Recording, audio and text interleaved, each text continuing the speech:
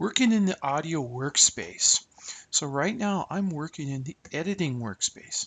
I want to change the workspace. So let's go up to Windows, to Workspaces, and change to the audio workspace. Now, some of these will be the same, like the timeline, but there are other changes, like the essential sound panel over here. And over here where we had our source monitor, now we have the audio track mixer. And in here, if I look here and I go to this little arrow here, I can switch. I can switch between the audio clip mixer.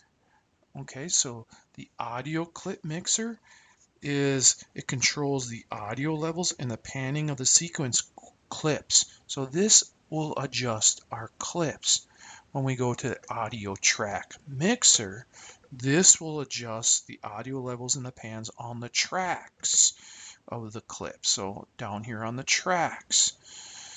So we also have over here, this is our audio meters, and you can watch over here on these audio meters display the level for each audio channel.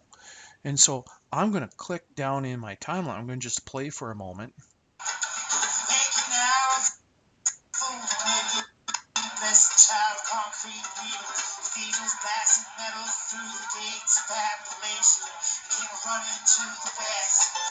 So you can see over here in our audio meters what's happening.